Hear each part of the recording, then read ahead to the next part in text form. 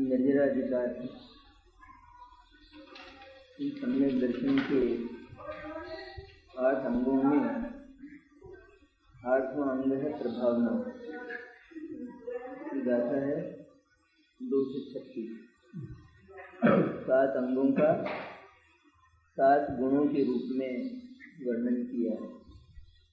उनका जो वास्तविक पहलू है 7 अंगों का, जो स्वयं सम्यक दर्शन के लिए और सम्यक दृष्टि के लिए गुणकारी है, जो उसका वास्तविक पक्ष है ना, 7 अंगों का निश्चय पक्ष जिसको कहते हैं, उससे सम्यक दर्शन स्थिर रहता है, दृढ़ रहता है।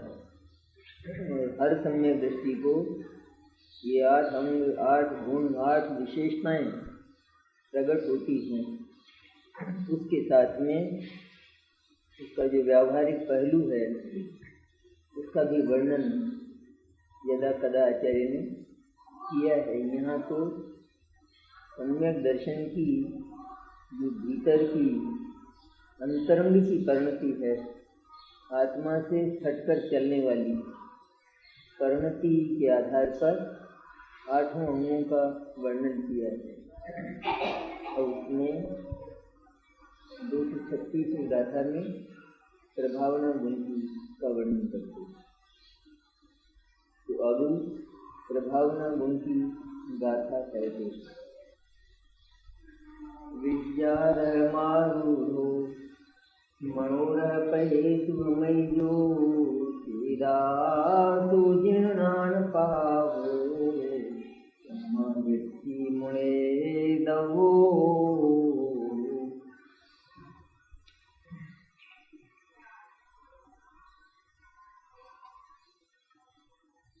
जो चेतनता विद्या रूपी रथ पर आरूढ़ हुआ, मन रूपी रथ के पथ में, ज्ञान रूपी रथ के चलने के मार्ग में भ्रमण करता है, वह जिनेंद्र भगवान के ज्ञान की प्रभावना करने वाला सम्यक दृष्टि जानना चाहिए।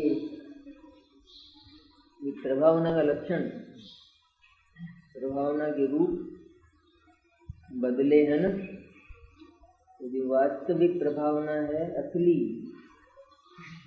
जिससे आत्मा को लाभ होता है, जिससे आत्मा में शुद्धि प्रकट होती है और शुद्धि बढ़ती है, वो प्रभावना लुप्त हो गई।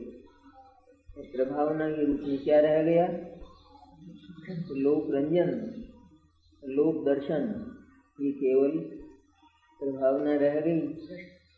जुलूस निकालना ये प्रभावना रह गई, रथ निकालना ये प्रभावना रह गई, और वो कोई प्रभावना नहीं है जिसमें आत्मा का वास्तविक लाभ हो।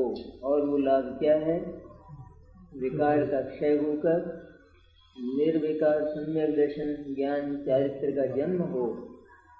वो आत्मा की शांति का मार्ग है।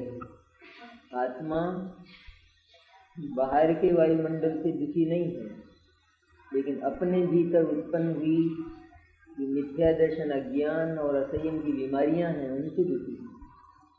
बाहर से तो कोई नहीं दुखी होता। बाहर से दुखी कहाँ है? किसी को व्याधि हो तो भीतर से दुखी है, बाहर से दुखी है। तो उसको क्या करना चाहिए? तो इस व्याधि का अंत जिस विधि से हो, उस विधि में उसको परिणति करना चाहिए। उसी तरह आत्मा की व्याधियां, मिथ्या दर्शन, मैं आत्मा को ही नहीं मानना, अपने को ही नहीं मानना, और अपने अतिरिक्त जो अपने नहीं हैं उन सबको आत्मा मानना, और उनके प्रति अनाचार करना। मिथ्या चारित्र मैंने क्या? मिथ्या चारित्र मैंने संपूर्ण रूप से अनाचार। तो जो अपनी सत्ता को नहीं जानता, तो संपूर्ण रूप से अनाचारी है। उसका आचरण अच्छा कैसे हो सकता है? जिसने अपने को आप नहीं जाना, आत्मा को, निज सत्ता को अपनी नहीं जाना, तो वह नियम से पर सत्ताओं को अपनी जानता है, मानता है, तो फिर उन पर अधिकार की मिथ्या चेष्टाएं करता है। ये कितना बड़ा पाप हुआ।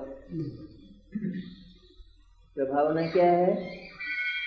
जो चेतयिता, जो चेतने वाला, जो सदा जागने वाला, जागृत रहने वाला, कभी नहीं सोने वाला, कभी जिसको निद्रा नहीं आती। सम्यक दृष्टि सोता है ना? सोता है ना? नहीं सोता? सोता तो है।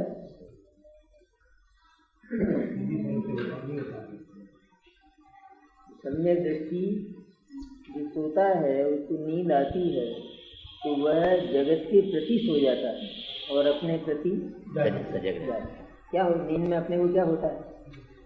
नींद में अन्य तो सब भुला दिए जाते हैं, लेकिन स्वयं भी स्वयं को भूल जाता है। इसलिए सम्यक दृष्टि सचमुच अपने प्रति नहीं सोता है, अपने प्रति सदा जागृत है। मैं, मेरी चैतन्य सत्ता ज्ञान और आनंद से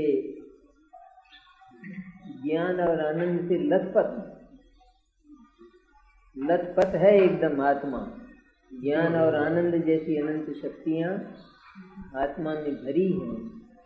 अगर नहीं हो तो जो मुनिराज हैं वे किसका ध्यान करते होंगे? क्या अन्य का ध्यान करने से आराम मिलता है?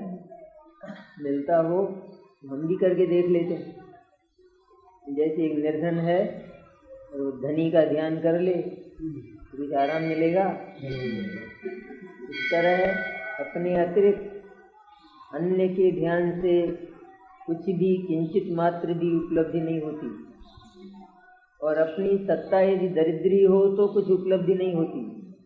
लेकिन अपनी सत्ता चैतन्य तो सदा समृद्ध संपन्न तत्व है, बहुत धनवान है आत्मा। आत्मा के पास बहुत पैसा है। क्या है? पैसा मैंने क्या? ज्ञान है ना। आत्मा के पास अनंत गुणों की रिद्धियां हैं। बाहर का कहा जाने वाला धन है उसमें तो आग लग जाती है, वो तो नष्ट हो जाता है। लेकिन आत्मा की एक भी गुण, शक्ति, संपत्ति नष्ट नहीं होती। कितनी आग लगाए, आत्मा को कितना ही जलाया जाए, जलता ही नहीं है। ऐसा फायर प्रूफ है एकदम आत्मा। दुनिया में कौन है फायर प्रूफ? सब जल जाते हैं। लेकिन आत्मा तो जितना भी बाहरी वायुमंडल है उससे प्रूफ है। आत्मा को सर्दी लगती नहीं, गर्मी लगती नहीं, अग्नि में जलता नहीं, कटता नहीं, टूटता नहीं, कुछ नहीं होता है। होता हो तो स्मशान में जल के राख हो जाए, झगड़ा मिट जाए ना सारे। लेकिन आत्मा तो पूरा आखा अखंड गत्यंतर कर जाता है, दूसरी गति को चला जाता है। जब भगवान अनंत सिद्ध बनते हैं तो क्या होता है? शरीर तो यहीं रह जाता है, उनका कपूर की तरह उड़ जाता है। उसमें कोई फर्क थोड़ी खाता। उससे क्या लेना देना? चाहे उसको जलाया जाए, चाहे वो कपूर की तरह उड़े, आखिर है तो पुद्गल। उसमें भगवान को कोई रस नहीं। लेकिन भगवान जो उस परम औदारिक शरीर को छोड़कर जाते हैं, वो आत्मा, वो तो पूरा का पूरा जाता है ना सिद्धिशिला पाल, और वो पूरी की पूरी देह यहीं रह जाती है। इस तरह उसकी अखंडता का विश्वास बहुत आनंद देने वाला है। सम्यक दृष्टि ऐसा निरंतर ही शुद्धात्मा में, चैतन्य में जागृत पुरुष है। विद्या रूपी रथ पर आरूढ़ हुआ, मन रूपी रथ के पथ में भ्रमण करता है। मन रूपी रथ मैंने ज्ञान रूपी। ये मन हमारे जैसा मन नहीं जो मचलता रहता है निरंतर, जिसको एक क्षण भी फुर्सत नहीं मिलती परिभ्रमण से, वो मन नहीं है। लेकिन जो मन सिर्फ चैतन्य पर स्थापित हो गया है, चैतन्य के पास भी भ्रमण करने का क्षेत्र है। भ्रमण शब्द दिया ना आचार्य ने, क्यों प्रयोग किया है? भ्रमण का प्रयोग क्यों किया आचार्य ने? क्योंकि भ्रमण ही तो करते हैं दुनिया में प्रभावना के लिए। प्रभावना के लिए ये तो नहीं कि एक ही जगह कुछ कर लेते, सारे नगर में भ्रमण करते हैं ना, तब कहते हैं बहुत प्रभावना हुई। आत्मा के पास, ज्ञान के पास भ्रमण करने के लिए कोई जगह है या नहीं? ये आत्मा भी अपने अनंत गुणों की वाटिका की जो रीतियां हैं, जो गलियां हैं, उनमें निरंतर सम्यक दृष्टि विहार करता है, सैर करता है, घूमने जाता है। सम्यक दृष्टि कहाँ जाता है घूमने? वाटिका है आत्मा अनंत गुणों की, उसमें खुशबू है, सुगंध है। कैसी सुगंध? ये फूलों जैसी नहीं, विलक्षण गंध है, विलक्षण सुगंध, पौद्गलिक नहीं, चैतन्य की अमूर्त गंध, जिसमें निरंतर सौरभ फूट रही है, सुगंध फूटती है। एक बार उसको सूंघे मैंने उसका अनुभव करे, उसको जाने तो मुग्ध हो जाता है। मुग्ध होते हैं ना इत्र में लोग, अच्छा इत्र हो ऊंचे दर्जे का तो मुग्ध हो जाता नहीं। तो कान में लगा के आवे तो मैं चौड़ा बाजार सकड़ा मेरे बराबर 999 आदमी भी मेरे बराबर नहीं है, मैं अकेला ही, क्योंकि बहुत महंगा है ये चैतन्य, इससे ज्यादा महंगा है, इससे ज्यादा सुंदर है। इसलिए एक बार मन के द्वारा, मन शुद्ध ज्ञान के द्वारा जब उस चैतन्य का अनुभव होता है तो वह मन अर्थात वह ज्ञान, वह शुद्ध ज्ञान निरंतर उस चैतन्य की सुरभित सुगंधित वीथियों में विहार करता है, उन्हीं में निरंतर आनंदित होता है, घूमने जाता है निरंतर आत्मा।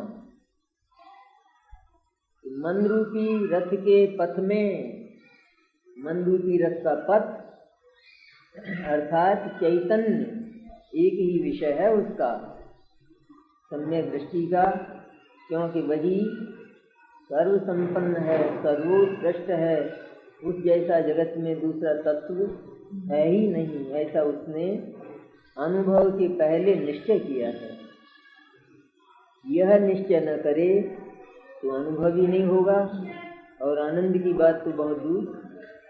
सबसे पहले ये निश्चय हो कि आत्मा आनंद से लथपथ तत्व है, उसका स्वरूप ही है, उसकी रचना ही ज्ञान और आनंद से हुई है, ऐसा पहले निश्चय करे। काल्पनिक आनंद जो आता है वो भी वस्तु में नहीं आता है ना, आत्मा में आता है। कहाँ आता है?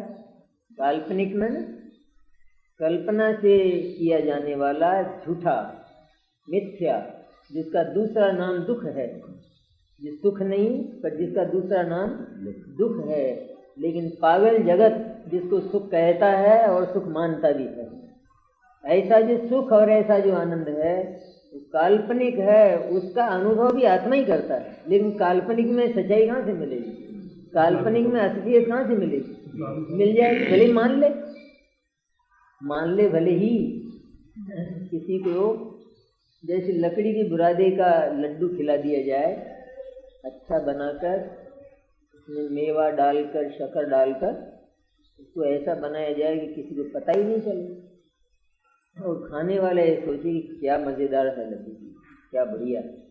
उसने लड्डू खाया, लड्डू का स्वाद मिला, पर उसने मान तो लिया ही, कल्पना में वो मान तो सकता है, मानता भी है कि मैंने इतना स्वादिष्ट मोदक खाया है, ऐसा मानता है वो। लेकिन जो वास्तविक मोदक है उसका आनंद उसको मिला नहीं है, तो जो वास्तविक मिलता है तो उसको झूठा नहीं, वो गलत था, वो सच्चा नहीं था।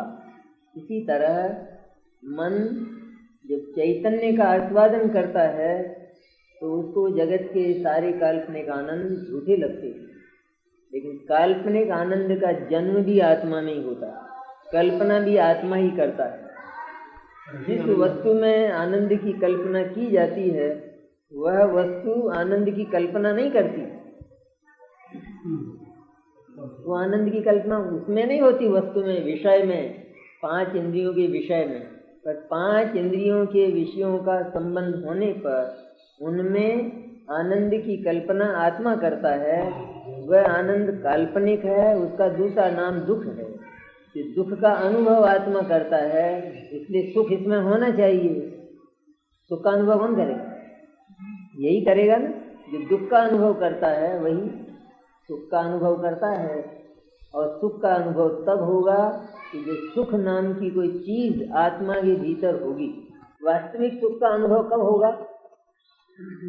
ये सुख नाम की चीज आत्मा के भीतर हो, वो शक्ति, वो स्वभाव आत्मा के भीतर हो, तो उसकी अनुभूति सच्ची कही जाएगी। तो सच्ची अनुभूतियाँ जगत में ज्ञानियों को, संतों को होती हैं, हुई हैं और अनंत काल तक होती रहेंगी। तो ऐसा जो सम्यक दृष्टि है ज्ञानी, तो जिनेंद्र भगवान के ज्ञान की प्रभावना करने वाला सम्यक दृष्टि है। किसकी प्रभावना हुई? जिनेंद्र भगवान के ज्ञान की।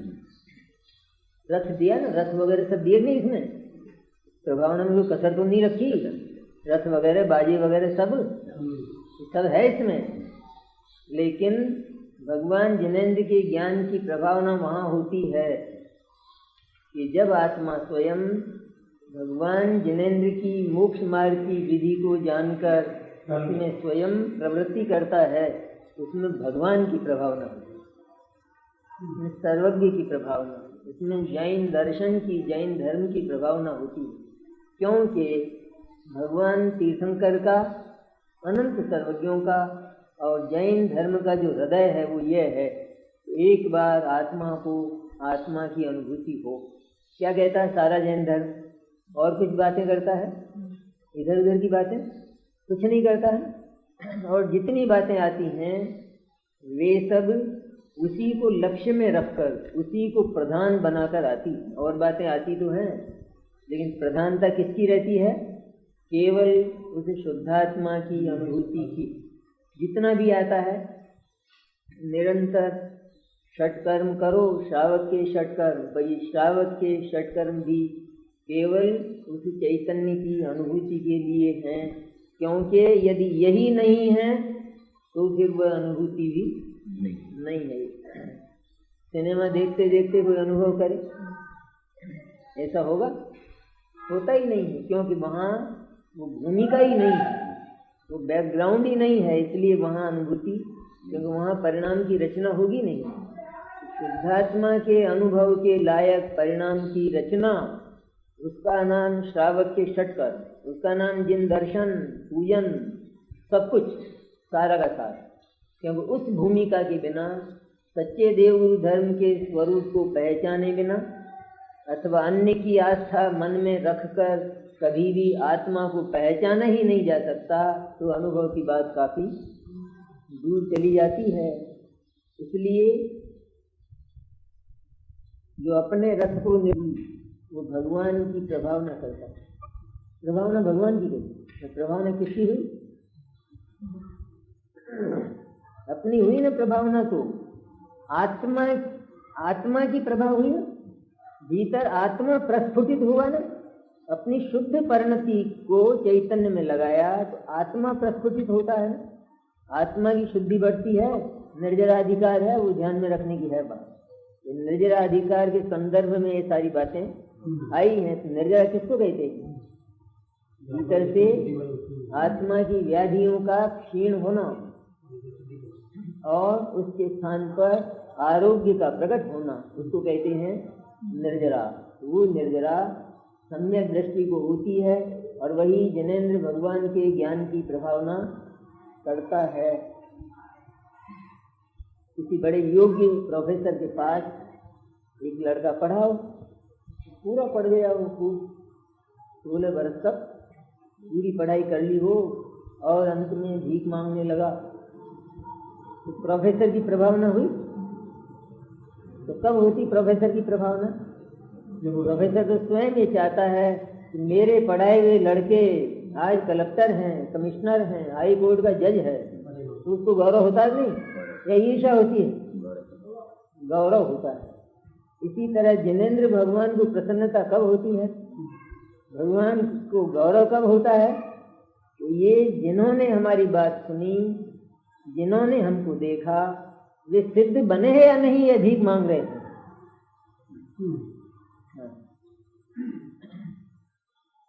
वे सिद्ध के पथ पर हैं तो निश्चित ही वे हमारी प्रभावना, हमारे ज्ञान की प्रभावना, हमारी दिव्य ध्वनि की प्रभावना वे लोग करते हैं कि जो रत्नत्रय के मार्ग पर निरंतर गतिमान हैं। टीका।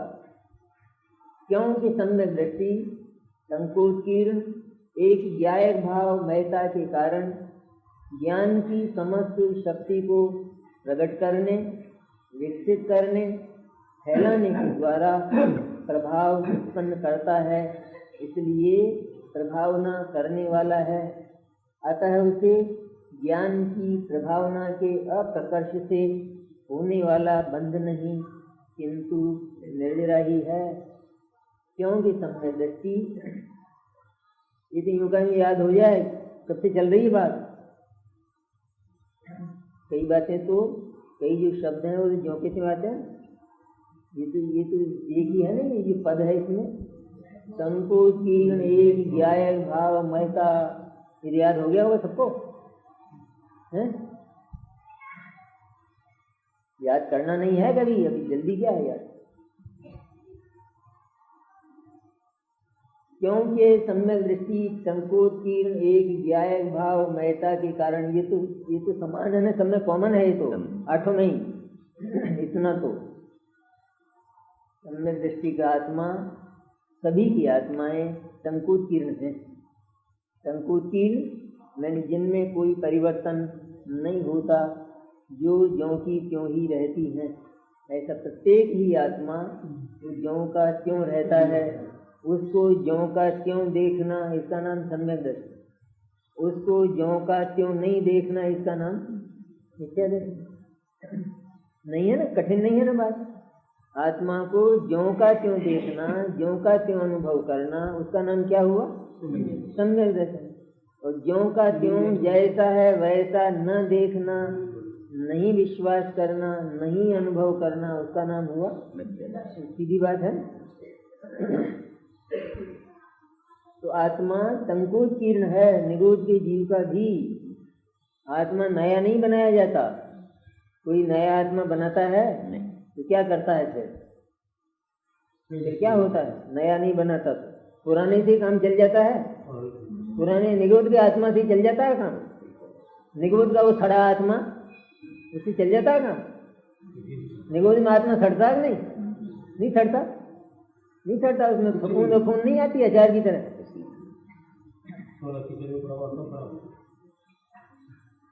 निगोद में जो फफूंद वाले रहते हैं सब्जी, वही है साधारण वनस्पति, उसको ही कहते हैं। आती है ना वो सफेद सफेद आ जाती है बरसात में, क्या है वो?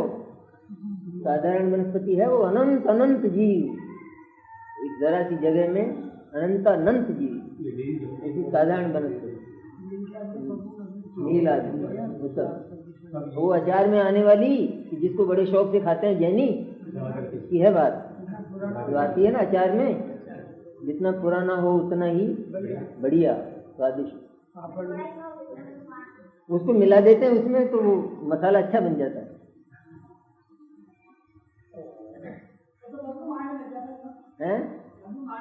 हाँ, इसका मतलब तू खाता है ना, ये तो पक्का हो गया।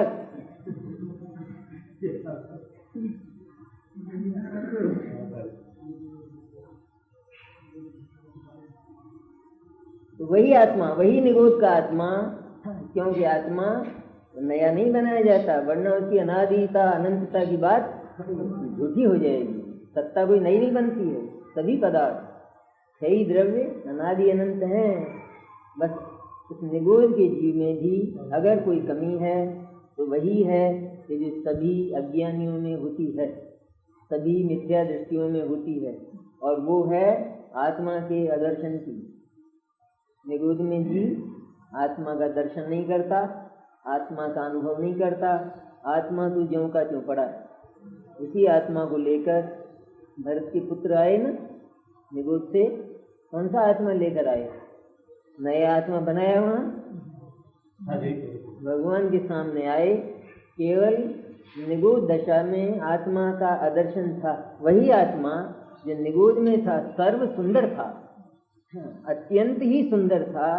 उसको यह जानता नहीं था, देखता नहीं था, पर उस सड़ी हुई देह में मुग्ध था, यह मैं हूँ। निगूढ़ में भी यही मानता, यहाँ भी यही माने, तो निगूढ़ से क्या फर्क हुआ? अपन है ना, अपन जरा घमंड ज्यादा ही करते हैं ना, निगोदिया से ज्यादा है क्या? ज्यादा है निगोदिया से? जो धंधा वो करता है वही धंधा निरंतर हम करते हैं, और जो जो वो धंधा करते हैं वो सब निगोदिया है चुपते, आज नहीं तो कल। सिर्फ वेश में फर्क है, कपड़ों में अंतर है, खाली भीतर से वो का वही है। वो भी यही करता है, और हम भी निरंतर यही करते हैं। हमको तो विषय भी ज्यादा मिले, उसके बाद बेचारे के पास एक ही विषय था, वो भी स्पर्शन इंद्रिय। रसना घ्राण चक्षु कर्ण और मन गायब, केवल एक स्पर्शन इंद्रिय। वनस्पतियां नहीं देखते, वनस्पतियां देखते नहीं, जीभ होती है वनस्पति की। मेथी मेथी उसकी जीभ होती है, नाक होता है, आँख होती है, कान तो क्या होता है? आम क्या होता है? उसके होती है जीभ, होती नहीं होती, केवल एक इंद्रिय। सभी जीव सारे ही, चाहे वो पृथ्वी जल अग्नि वायु वनस्पति, 2 इंद्रिय 3 इंद्रिय 4 इंद्रिय, असैनी सैनी, जितने भी अज्ञानी हैं वे सब के सब आत्मा के अतिरिक्त अन्य विषयों में मूढ़ हैं, आरूढ़ हैं, उनमें ही निरंतर लगे हैं। यही मैं हूँ, ये उनकी प्रतीति है। ये भयंकर अपराध है, क्योंकि ऐसे विश्वास से ही सारे अनर्थों का, सारे अनाचार का जन्म होता है। ये जैन दर्शन का अनुसंधान और अध्ययन है जबरदस्त। क्या? अपनी सत्ता के अतिरिक्त किसी को, अन्य को अपना मानने पर सारे अनर्थ, सारे अपराधों का जन्म होता है, सारे अनाचार यहाँ से पनपते हैं। इसलिए सबसे पहले इस मिथ्या दर्शन पर ही प्रहार किया जाता है। सम्यक दृष्टि ने इस पर प्रहार किया तो उसकी आत्मा की शक्ति निरंतर वर्धमान है, बढ़ती है। तो संकोचकीर्ण एक ज्ञायक भाव महता के कारण आत्मा सदा ही संकोचकीर्ण ज्ञायक भाव है, और सम्यक दृष्टि उस मय हुआ है। सम्यक दृष्टि ने ज्ञायक भाव पर अधिकार किया है, उसका स्वामित्व स्वीकार किया है। अन्य मेरा कोई नहीं है। कोई साधारण कलेजा होता है सम्यक दृष्टि का? क्या कितना है विश्व? यही है क्या हिंदुस्तान? या ये 6 महाद्वीप है, यही है क्या? केवल इतना ही? अनंत विश्व, 3 लोक और अलोक, सब, इनमें से एक भी मेरा नहीं। कितना ईमान धर्म है सम्यक दर्शन का? एक भी, उनकी एक भी पर्याय, उनकी एक पर्याय का एक अविभाग प्रतिच्छेद भी मेरा नहीं है। इसका नाम सम्यक दर्शन है। केवल मेरी सत्ता ही मेरी है, और मैं क्यों चाहूं किसी को? मेरी सत्ता में क्या कमी है? जो सत्ता, मेरा जो चैतन्य अनंत काल तक मेरी अनंत अभिलाषाओं को पूरा करने वाला है, मुझे तृप्त रखने वाला है, तो मैं किसी को चाहकर, किसी की अभिलाषा करके क्या करूं? मुझे नहीं चाहिए। जगत का एक तिलतुष मात्र भी मेरे लिए हराम है। उसका नाम सम्यक दर्शन है, साधारण पर्याय नहीं होती है। आत्मा के अर्जन से सारे विश्व का विसर्जन किया, एक आत्मा अर्जित किया, सारा विसर्जित किया। इस तरह वह ज्ञायक भाव मय है। ज्ञायक भाव पर उसने अधिकार किया, उसमें अहम किया, यही मैं हूँ, ऐसी प्रतीति की, तो वह ज्ञान की समस्त शक्ति को प्रकट करने, विकसित करने, फैलाने के द्वारा प्रभाव उत्पन्न करता है। ज्ञान की समस्त शक्ति को प्रकट करने, विकसित करने में जो विकार है राग, उसका क्षय करता है। क्या करता है? निरंतर। सम्यक दृष्टि का काम क्या? धंधा क्या उसका? कपड़ा फाड़ना। तो क्या है फिर? है सम्यक दृष्टि कपड़े फाड़ता है? क्या करता है?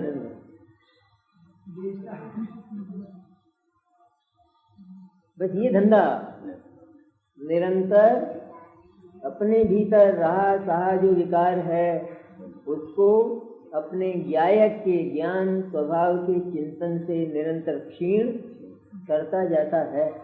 एक ही व्यवसाय है मुक्ति का और सिद्धि का, केवल एक व्यवसाय, बाकी सब झूठे मिथ्या।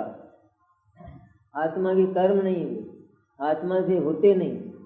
जो आत्मा से होते नहीं उनको रातों दिन करता है, जो आत्मा से होने लायक है उसको अनादिकाल से और अभी करने का मन भी है, अभी करने की इच्छा भी। जहाँ कुछ नहीं होता है वहाँ रात और दिन अपनी मेहनत खर्च करता है, रात और दिन। फाड़ सकता कपड़ा आत्मा? आत्मा कपड़ा फाड़ता नहीं फाड़ता। ये आत्मा के पास कोई काम नहीं हो तो क्या करे, कपड़ा ही फाड़ेगा।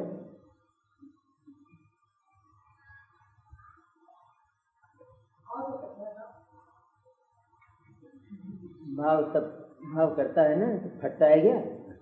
आत्मा से फटता है तो भाव करना छोड़े, करे दूना दूना। क्या करे? तो आत्मा से फट जाए जो तो जरूर करे, कौन इनकार करता? तो ये आचार्य नहीं कहते तो फाड़ो फाड़ो खूब फाड़ो दिन भर, नहीं फटता है।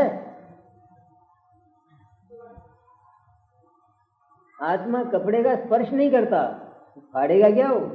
और कपड़ा आत्मा को नहीं छूता। स्पर्श करना पाप है नहीं? तो ये तो पहले सूचना दी नहीं दी आचार्य।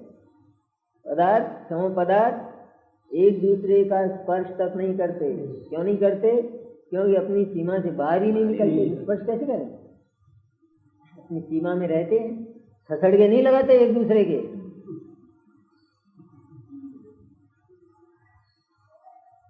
इसलिए प्रभावना करने वाला है, अतः उसे ज्ञान की प्रभावना के अप्रकर्ष से होने वाला बंध नहीं, किंतु निर्ग्रही है। अज्ञानी को ज्ञान की प्रभावना का जो अप्रकर्ष है, ज्ञान की प्रभावना ही नहीं हुई अज्ञानी को, तो अज्ञानी को तो जगत प्रसिद्ध है। उसके ज्ञान में जगत की प्रसिद्धि और जगत की प्रभावना है, जगत का मूल्य और जगत का महत्व है। इसलिए उसको निरंतर ही अपने ज्ञान की हत्या करने के कारण बंद होता है। आत्महत्या का पाप सबसे बड़ा है। अज्ञानी क्या करता है? निरंतर दूसरे को मारता है, दूसरे को तो क्या करता है? अपनी हत्या, सुसाइड करता है निरंतर। सबसे बड़ा पाप है। निरंतर ही अज्ञानी ने ज्ञान की ही हत्या की है, ज्ञान का ही अपमान किया है। इसलिए ज्ञान के अपमान के कारण महाअपराधी होने से उसे निरंतर बंद होता है। बंद होता है मैंने उधर तो विकार बढ़ता है और उधर कर्म का बंद होता है। दोनों बातें निरंतर ही ज्ञान का अनादर करने के कारण बंद होता है। बंद दो प्रकार का, एक तो आत्मा का मिथ्या दर्शन, अज्ञान और असंयम पुष्ट होता है, और उधर उस अपराध के कारण कर्म का संचय होता है। कर्म और मोह से मतलब नहीं कुछ भी, कर्म का संचय होता है तो उससे आत्मा अपवित्र नहीं होता है। कर्म के संचय से होता है आत्मा पर। पुद्गलों से आत्मा अपवित्र होता है? कर्म पुद्गल है नहीं, उनसे आत्मा अपवित्र होता है। कर्म से ज्यादा सड़ा हुआ तो शरीर है नहीं है? शरीर जो है ना कर्म से ज्यादा सड़ा हुआ है। कर्म में तो खून नहीं होता है, नहीं शरीर तो सड़ा हुआ है ना। और आत्मा कहाँ रहता है? शरीर में। क्योंकि सबसे ज्यादा खराब तो यहाँ होता नहीं, शरीर के संसर्ग से, लेकिन नहीं होता है।